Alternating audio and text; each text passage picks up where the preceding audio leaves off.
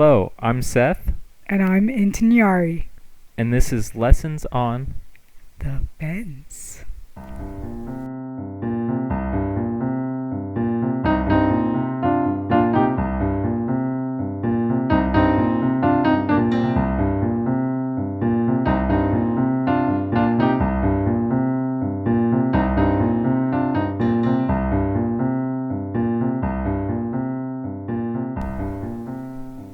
So, before we begin, do we have a definition of fat shaming? Okay, so first let's talk about what we're going to talk about maybe. Well, why do we have to talk about what we're going to talk about when we're talking about it? Well, just like what we want this to have, what we want to be in this episode. Okay. I mean, because we've talked about it a little bit together, but I feel like we haven't come to a perfect understanding of what we both want to accomplish. Okay. So, you say where your intentions were for this to start. Okay. So I guess the idea is like whether it's okay to call people fat or fat shaming, as you were saying. And I guess there's multiple parts to that. One, is it bad to be fat, right? Mm-hmm. And two, is it helpful to call people out on it? And maybe there's other things to consider in that. And we both did some research, right? Mm-hmm. Separately, I guess we did find that some of our sources were the same, which makes sense, I guess. But yeah, so should we just jump into it, or what do you think? Or I guess, what are your thoughts? Well, so first to explain where this topic not came from, but the reason why we're discussing it is we are big fans of watching Bill Maher. And pretty recently, I think it's September of 2019, he kind of, maybe it was the first time or the most explicit time in his show that he went on about how fat people should be shamed. Basically, that's what his argument boils down to. Or he was pretty much shaming obese people in America, saying that it's simple, you can do these things and not be fat, and overall, our economy, our overall health would be better for it. So that's like the impetus for this conversation and probably a lot of others, because if you think about it, for a while there's like the body positivity movement and not really talking about people's weight, and then Bill Maher kind of brought that back into light. So we're diving into that because we did find it interesting that, it's so taboo to fat shame or to talk about people's weight in general. And we wanted to examine, or my intention is that we want to examine, for me, I want to examine why it is taboo, number one, or like what are the consequences of fat shaming, and then two, how can we be better about bringing up weight and health, and if fat shaming is not productive, what could be. Yeah. So first I want to talk a little bit about like the thought on why it's so important. Like why people should care about this. Like why About their weight or about the conversation? About their weight and their health, Okay. right? Yeah. And so one thing I was thinking of, or that I've heard as like an argument for fat shaming, is just comparing it to smoking, right? Mm-hmm. Where you have with smoking, I think now there's like all sorts of regulations where on like cigarette packets they have to have information about how dangerous it is for you and stuff like that. And how commercials for cigarettes used to be a thing before our lifetimes, and now it's not. Yeah, and it used to be Crazy. like advertisements and all kinds of stuff. but now they have to show a lot more about how harmful cigarettes are. Mhm. Um, and so an argument I've heard for this is that, like, being unhealthy, like unhealthy weight, eating unhealthy foods, right? As far as how much it causes death, in absolute numbers, it's more dangerous than smoking, right? Mhm. So I found some statistics on this that were interesting. So it looks like, so first let's talk about smoking. According to the CDC, and I didn't catch the date on this, but cigarette smoking is responsible for about 480,000 deaths. I guess a year. I'm guessing that's a year. I didn't write that down. But 480,000 deaths a year, right? And of those 480,000, 41,000 of those are from secondhand smoke. Okay, so we're at like 521,000. No, those are included in the 480,000. Oh, okay. Oh, I see. Yeah. Um, so that's how dangerous smoking is, right? It causes that many deaths in a year. But then if you look at, I found an article on NPR called "Bad Diets Are Responsible for More Deaths Than Smoking," which shows bad diets are responsible for more. And so I looked up that number on smoking, and then this article says the number for bad diets is about 11 million deaths a year. That's around the globe. So the CDC number, though, 480,000, is that just in the States? Yeah, it might just be the States. I'm not sure. Yeah. But I'm not. And Maybe then also about 11 million deaths a year linked to poor diet around the globe. That could be malnutrition just as much as just anything as else, much right? as eating, yeah, as eating the wrong foods. So that's a good point. I mean, But it's a lot. I mean, from the still. article title, it's still saying that it's responsible for more deaths than smoking, right? Yeah. And so that, I guess, brings up that question, like, if it's okay to have all that stuff for smoking, then why don't we do more to encourage healthy eating? And I was looking more into this, and it was talking about things like,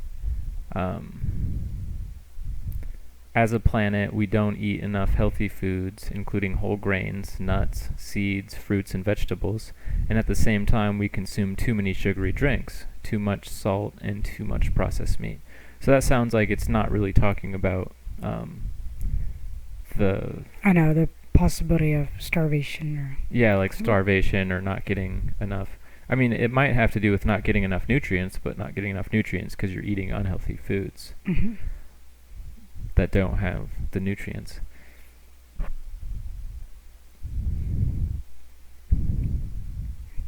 And it's interesting, so it turns out that a poor diet is the leading risk factor for death in the majority of countries of the world. Mhm.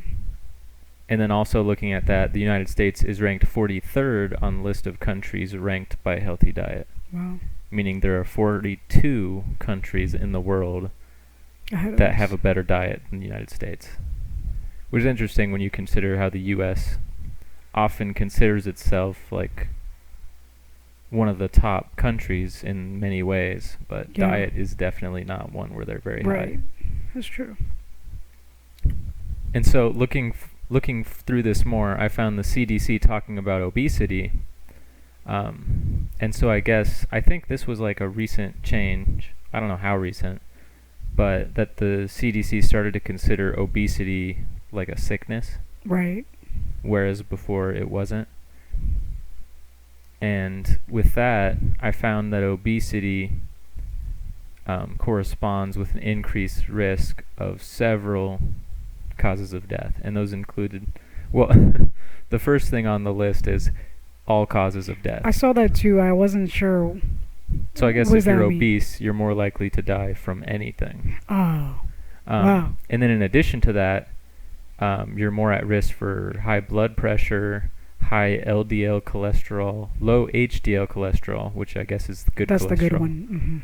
or high levels of triglycerides. I don't Just know exactly fat. what that is. Just fats in your blood Yeah, and then in cells. addition, you got type 2 diabetes, coronary heart disease, stroke, gallbladder disease, osteoarthritis, many types of cancers, let's see, sleep apnea and breathing problems, low quality of life, mental illness, such as clinical depression, anxiety, and other mental disorders, body pain, and difficulty with physical functioning. So these are all things that you have an increased risk for um, if you are obese. Yeah. So it's clear, I think, to everybody that being obese is bad for you. But the commentary on being obese, or like what is said to people that are obese, either by their peers, family, or even doctors, that's where it gets like touchy, you know? Like, people know being obese is bad for them, whether obese or not. They just know it's bad. But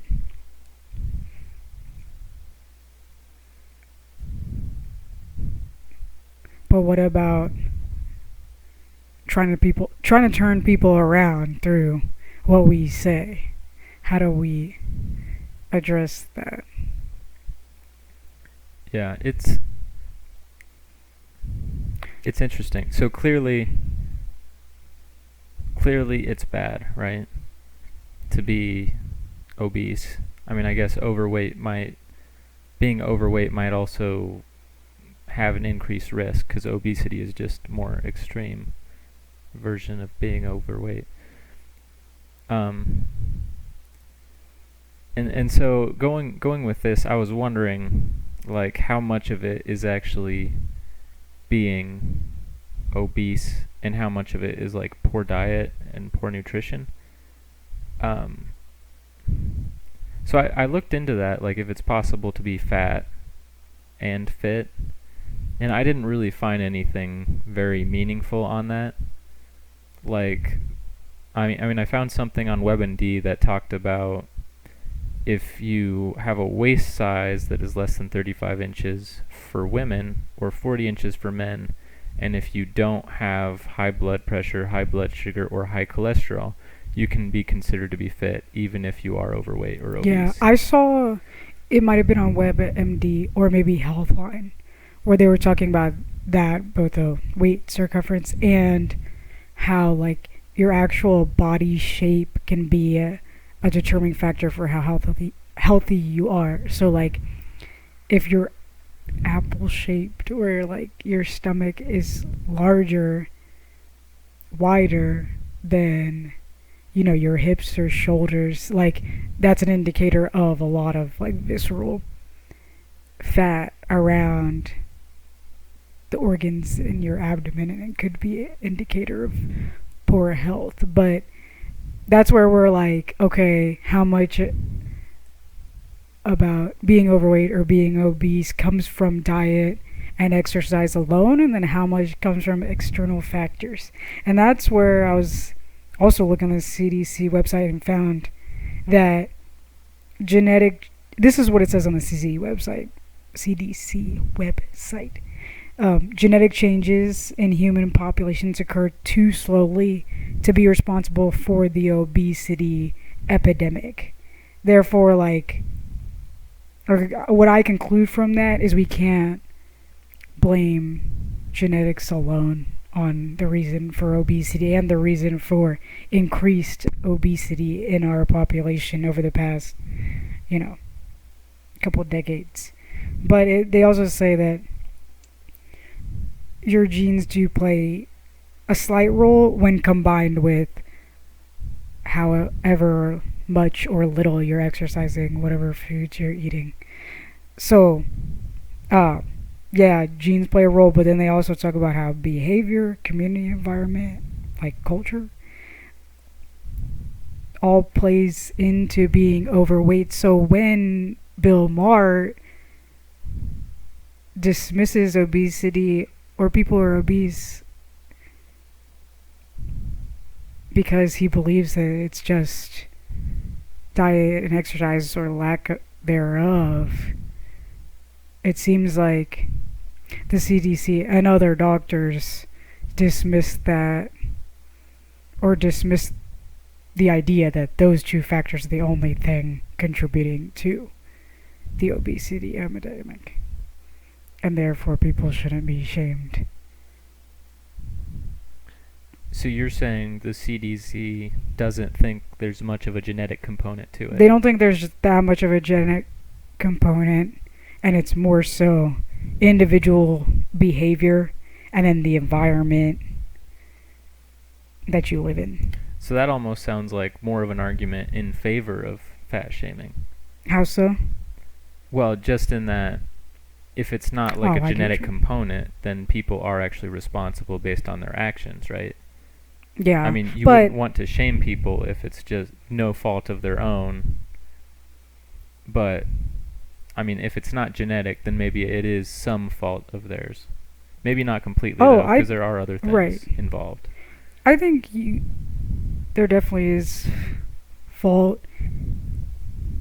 in the individual that is overweight or obese, but they are influenced so much by other factors that they can't control necessarily, like your community environment or how your culture views certain foods, and just what you have access to, Yeah. and then lack of nutrition education. So that's another thing the CDC talks about.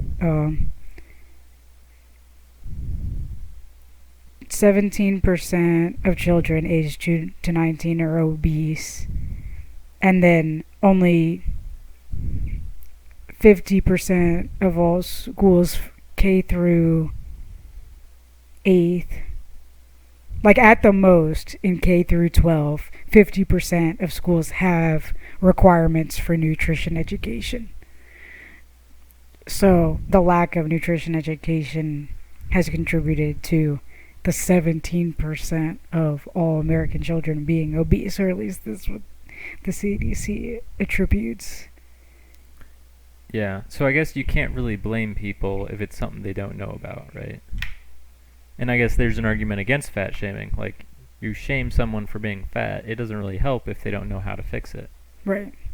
Um, and okay, so going back to the article I mentioned about being fit and fat, what I was wondering with that is if it was possible to be overweight, but like on a healthy diet and like overall healthy. Mhm. And I didn't really find anything to address that question. Like, my understanding is, at least in that article, what they were basically saying is if you're like muscular, right, Mhm. then you're fine. Like, because someone can be, I mean, someone can be considered obese and have like 10% body fat if they have a lot of muscle, right? Mhm. And in that case, the low body fat makes it so they're more likely to be healthy. And Yeah. so the BMI scale isn't perfect in that a lot of people might focus more on muscle building and they can still be healthy, even though because of the amount of muscle they might be considered Yeah. obese by the Over BMI body scale. mass. Yeah, since Yeah. it's just height and weight, right? Right. That's where I have a problem with all of this, is seeing weight as an indicator of health. I mean, yes, like you said, people with obesity are at an increased risk for like so many things that are awful, but a person who is obese could be turning their life around eating healthy, and it might be taking them a while to lose that weight, or because of some genetic factors, it might be harder for them to lose the weight. Yeah. So seeing as this binary, like you're either fat or you're fit, is kind of a problem, or is problematic. Yeah, because everybody's different, right? So yeah, you have to think of it as more of a spectrum, not as like a binary choice. Right. Like, And you're a certain amount fit or fat, I guess. right. Like, it's not like you're one or the other. Right. And then when people try to address it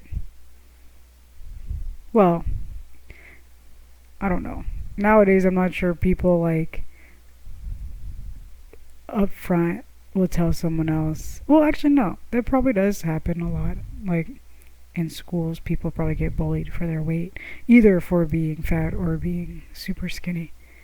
Um, but overall, it doesn't really solve any problems. Like bringing attention to a person's looks in that way does not encourage them to be healthier.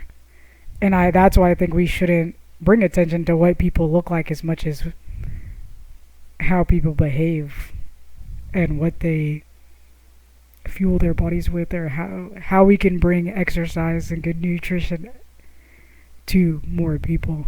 Yeah. Yeah, so that makes me think of one of the articles I found um, from the University of Michigan Health. The article was called "Fat Shaming Won't Solve Obesity, Science Might."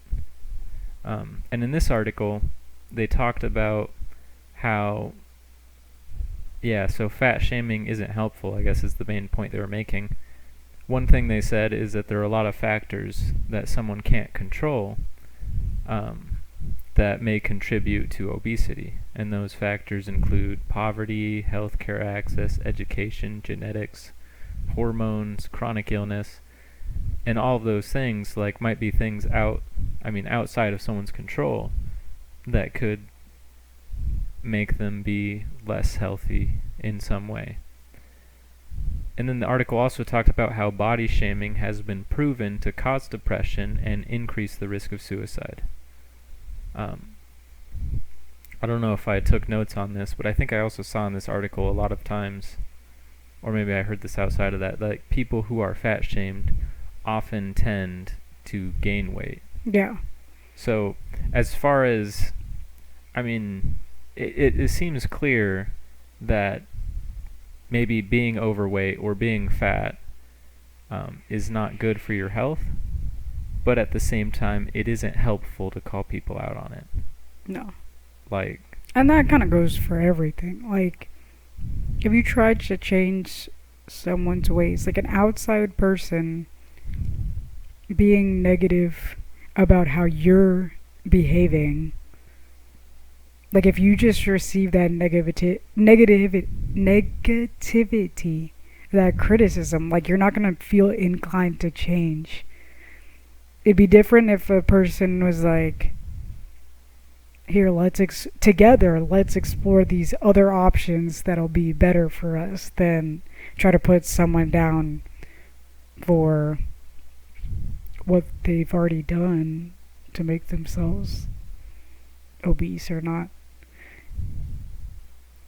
I don't know. Like, it just doesn't ever seem beneficial to cut someone down, even if you have the intention to help them. yeah, because I think it's easy to focus on the negative. Like if someone calls you out for something that you're doing wrong, it's easy to kind of dwell on that. Right. And often not in a healthy way. So I want to ask you, before we read everything, or before we did all our research, what was your opinion either on fat shaming or Bill Maher's argument that we should shame people basically for being obese? Okay, so for one thing, at least from the episodes of Bill Maher that I've watched, I mean, I guess this episode you're referencing is probably one we haven't seen. Yeah, I think it's from 2 years ago now. But from everything I've seen on him, it doesn't seem like he's necessarily been saying that we should fat shame people. Yeah. It seems more like his argument is just that it needs to be a bigger thing. Like we need to talk about this as a problem. Mm-hmm. Which I don't know if that necessarily equates to fat shaming. Okay, yeah. Right.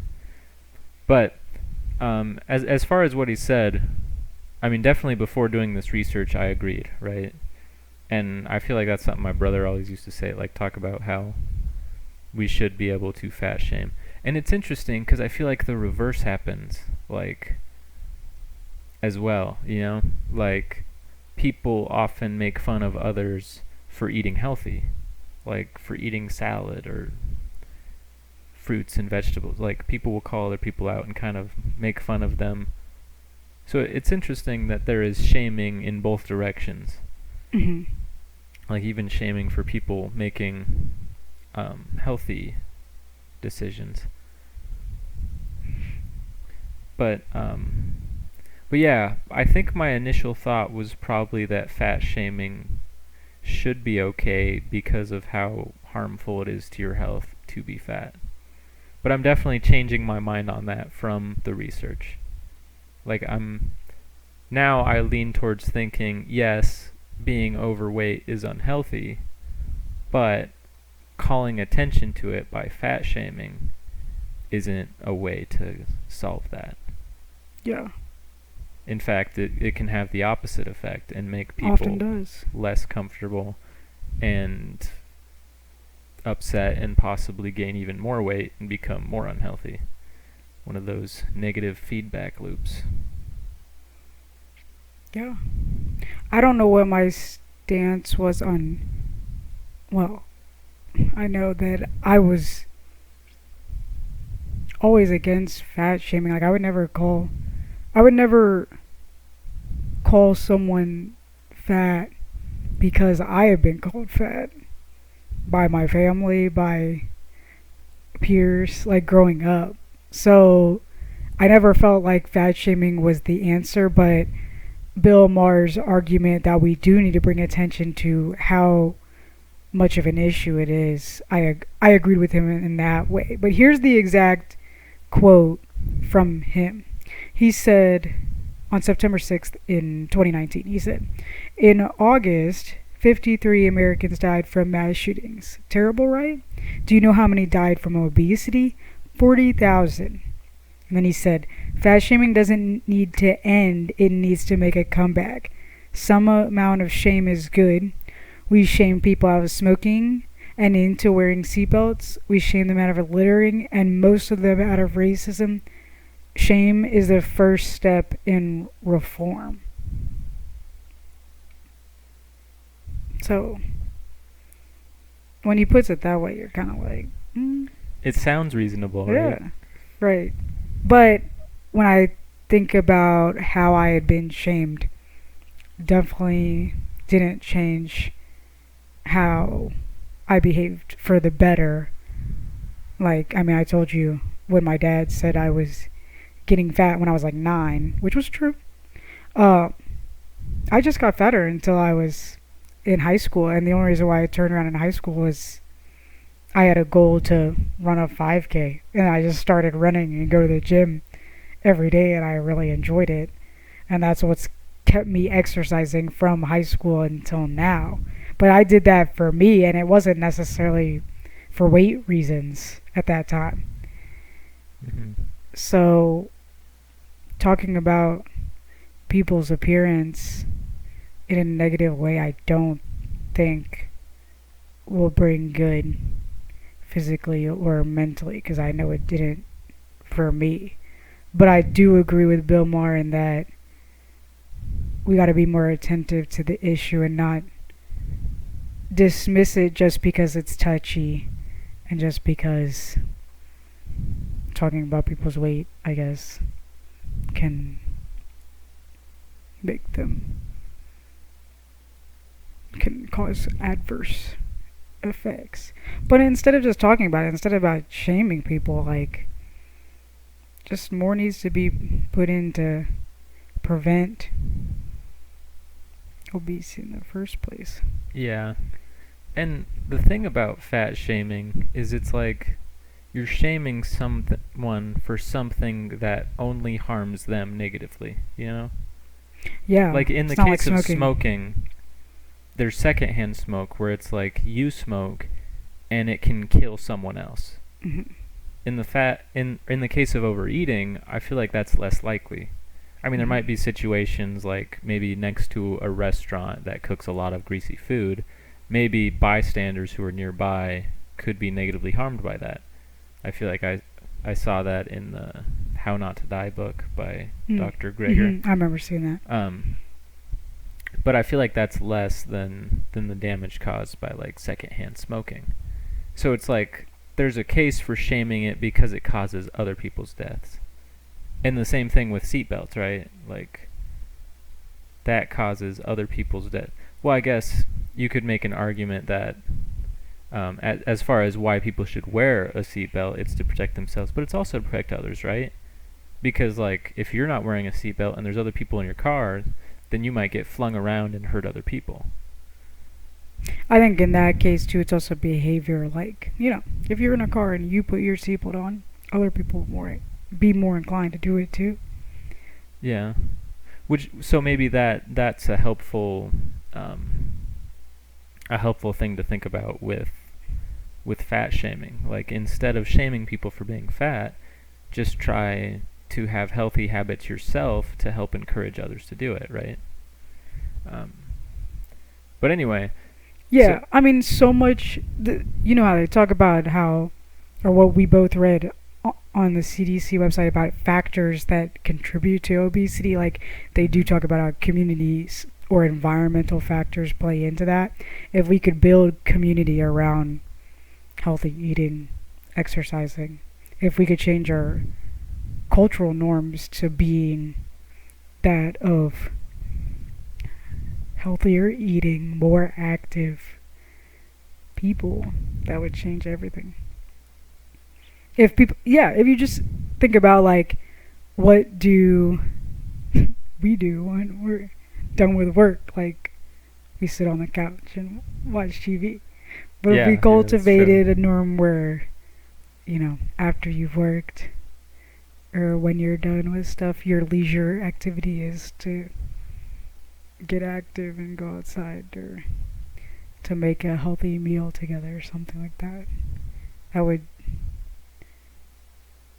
That would change a lot. Yeah. Okay, so should we talk a little bit about solutions? Like, fat shaming doesn't seem to work. What can people do? Well, I guess really, there's not much you can do for other people other than educate them, right? Yeah, that's the number one thing, I think. So, should we talk about some of the things we found, what people can do to try to be more healthy? That's the thing. Like, when you look up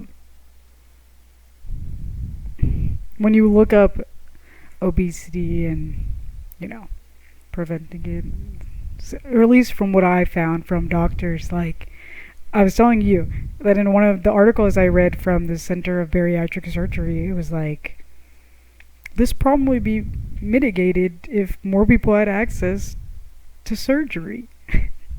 It's like, how do we keep it from getting to that point? Food deserts are obviously a problem. We live in one right now where it's like, you do have to drive a ways to get fresh produce. And a lot of people in America live in places like that. Yeah, and I guess that's something where you kind of need to, I don't know, like, you need some sort of intervention, right?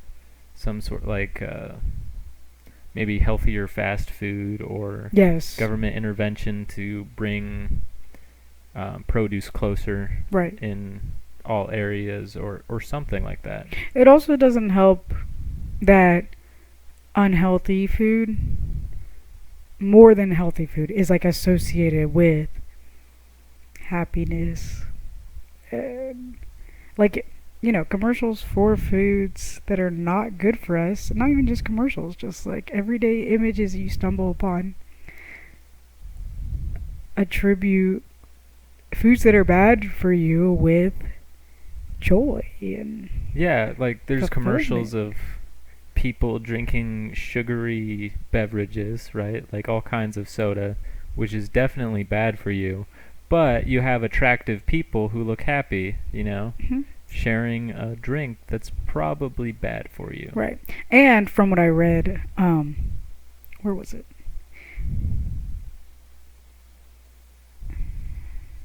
Oh, I don't know. There was one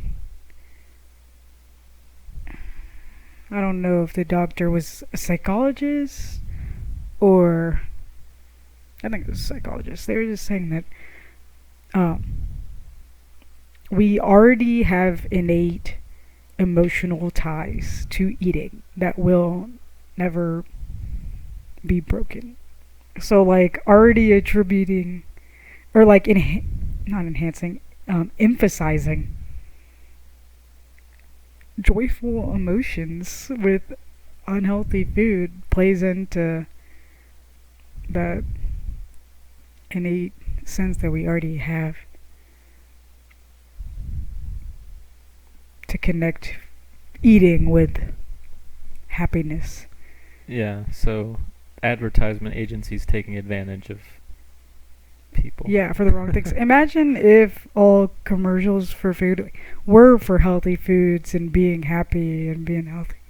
Yeah, but the thing is, there's not a profit incentive.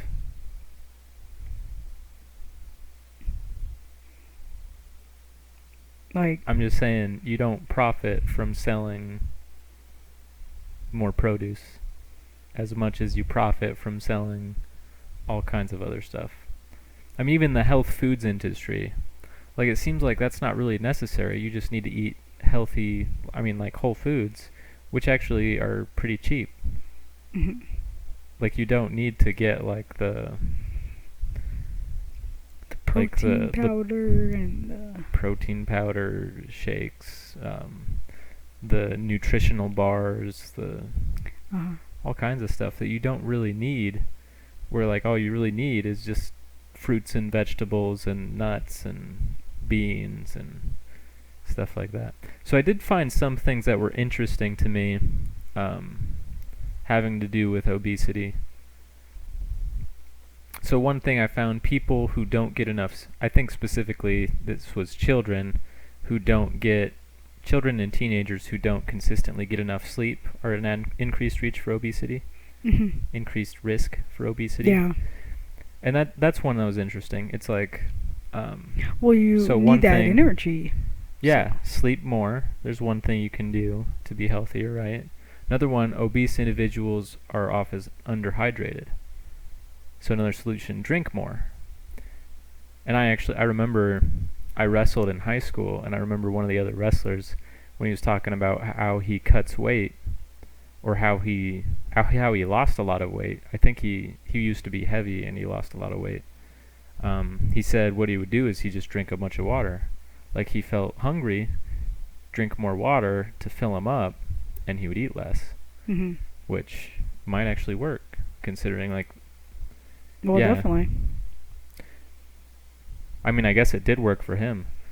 And Yeah. also, if that's a problem in general, then people need to hydrate more. Then, I mean, that could Well, be helpful. yes, with water.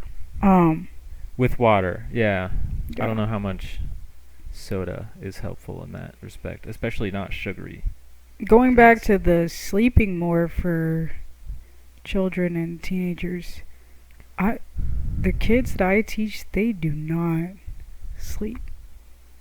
Like, in the beginning of the school year, we would do fun, uh, community building activities, I guess, and we like line up in order of who went to bed the earliest to the latest. And like some kids every night really don't sleep or don't go to sleep till after midnight. Yeah.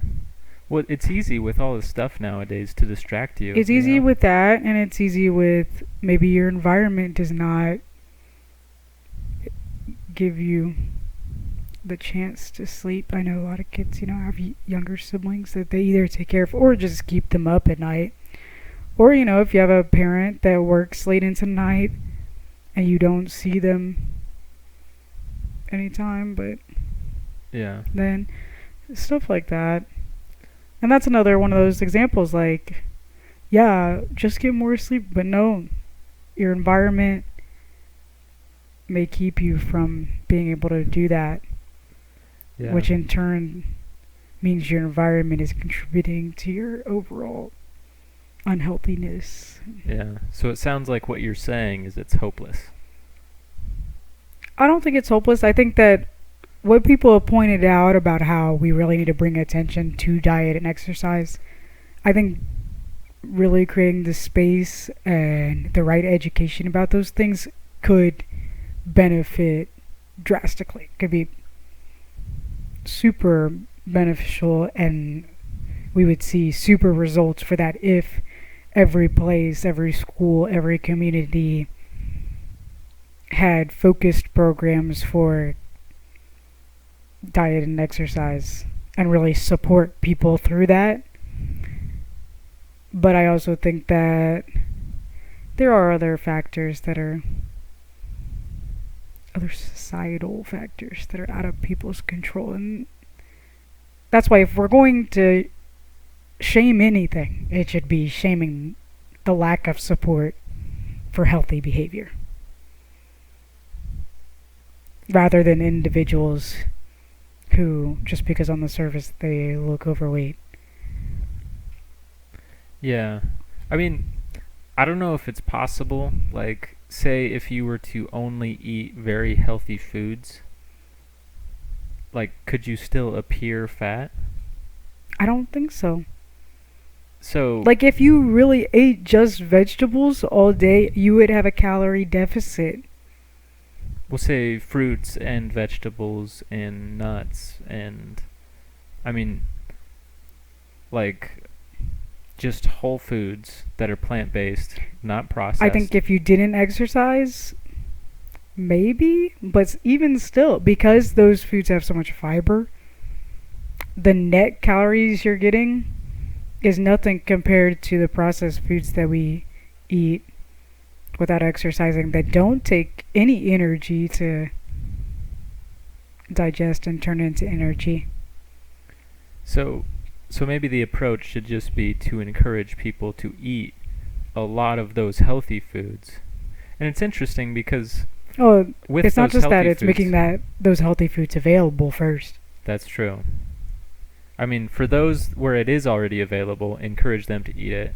Mhm. And for those where it's not available, I guess work towards getting it so it is available. Mhm. Which I don't know how you do that. I don't either. I think, like all things, it has to be a priority of a whole lot of people, and it's just not one.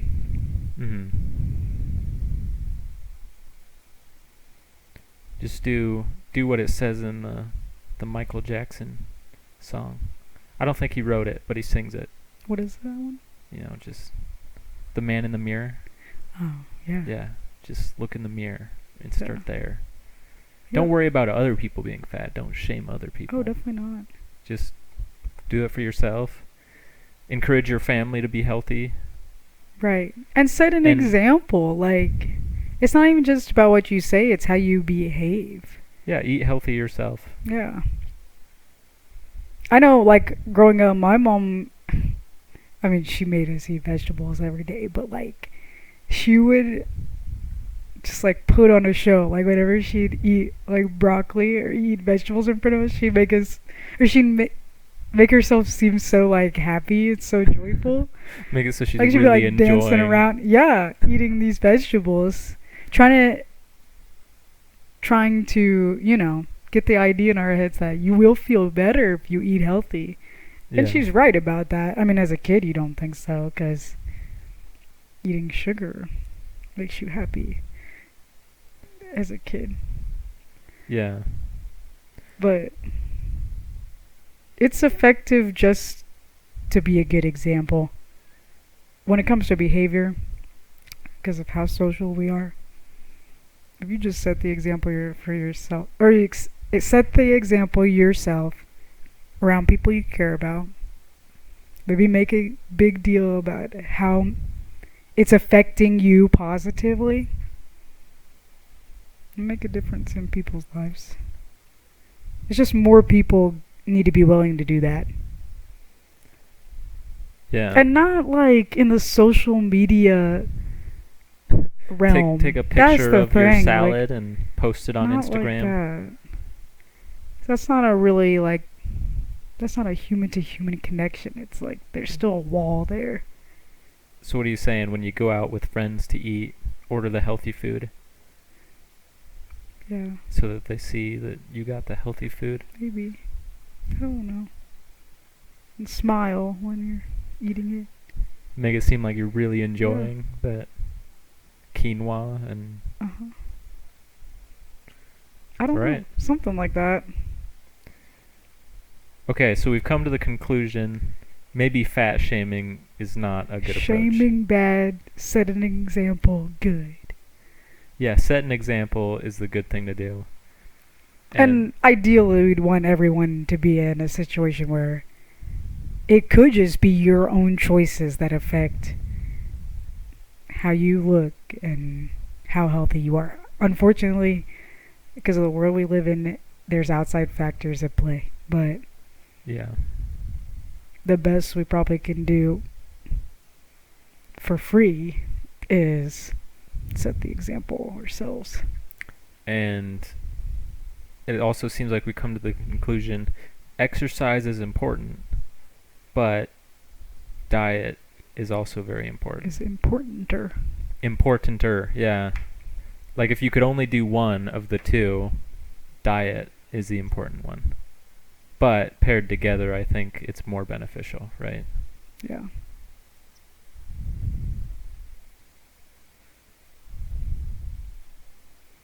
Okay. Yeah, so the answer is no, you may not No. call me fat. No, we should not call each other fat. Oh. Good to know. Yeah. All right, is there anything else? Um, All right. That's Goodbye. a wrap. A healthy wrap. Salad wrap.